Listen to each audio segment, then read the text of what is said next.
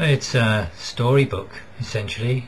The object of the exercise was to give young people who've very little experience, have met summoner before, alms mendicant, monks or nuns, people who live a very disciplined life, people who refuse to use money, who live very much against worldly aims and values that we're very familiar with, perhaps portraying the Buddhist monk, so it's very much like perhaps the ultimate rebel, somebody who lives a unique lifestyle. So it's a kind of ancient path, but brought very much into 25th century Buddhism in the south of England.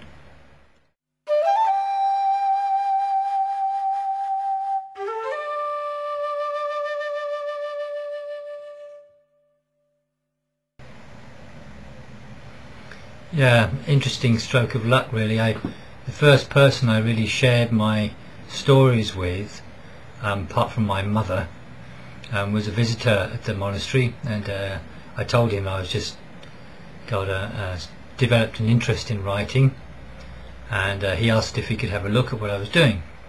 So in all innocence I loaned him a copy, or printed out some of it, and he took a look, he had a look at it, and came back a little while later and told me that he was a writer himself and a publisher. He had his own small publishing company, and so it was he who really started the whole thing off.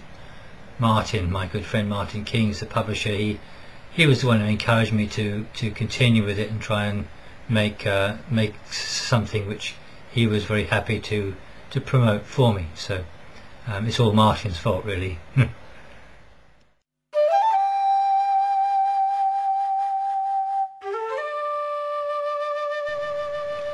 Yeah, I approached the illustrator Victor, who's a friend I've met before, and he asked me if he'd be interested in doing a cartoon. He's a very good cartoonist, cartoon style cover picture, and he got it. So I showed him the text. He asked if he could have a look at what I've been doing, and he became quite enthusiastic and inspired and offered to illustrate the whole book.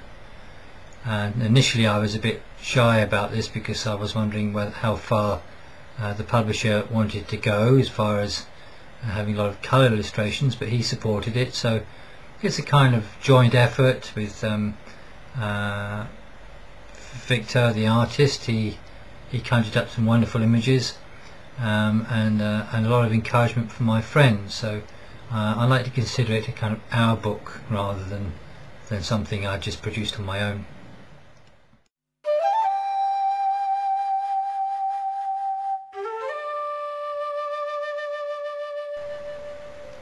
Yeah, certainly the main path that we travel is the one of the inner path within our own heart and mind. So as indicated in some of Victor's illustrations, some of the stories go a little bit more into the inner world of the characters, and some of it very beautiful, some of it can be quite dark and threatening. So we have a wide variety of experience.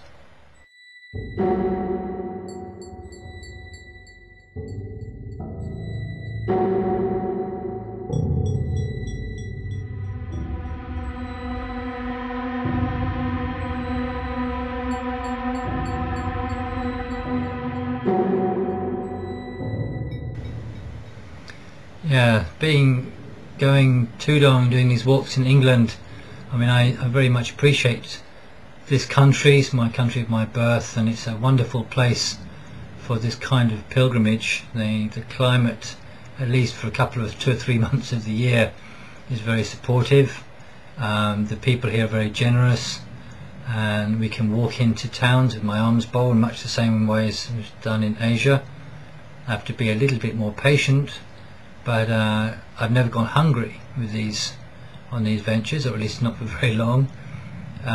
people are very surprised when they meet somebody who won't accept money, but once they do make contact with us, some wonderful exchanges do take place. So a lot of this story is around that exchange between the Buddhist monk coming from an ancient kind of lifestyle and tradition, meeting modern day England, and some very beautiful, really extraordinary generosity is displayed, kindness, and some interesting sessions too, because many people ask me if we're ever threatened and have a hard time. So we have a mixed reception, but certainly from my point of view always quite beneficial.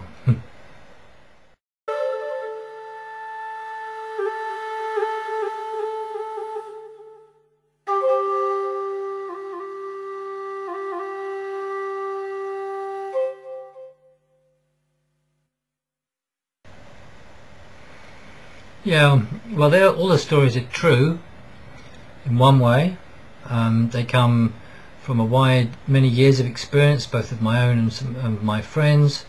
So some of the details have adjusted a little bit in order to protect some identities, and also the characters I created, this young monk and the Ajahn, they are fictional characters, but they're based on real people, and some of my friends who've looked at these stories kind of imagine they can detect elements of the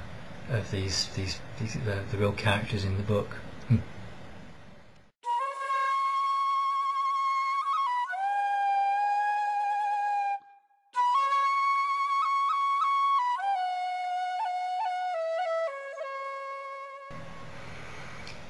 Well, true peace of mind, of course, is not found by looking in the world, but looking inwards. And the stories are really intended to make that clear path. This is the possibility. Peace of mind is something that many of us are interested in, and for many we feel that it's something that we're only happy when we get what we want. But what this story is more pointing towards is that happiness is not dependent on getting what you want, but more from knowing what we know.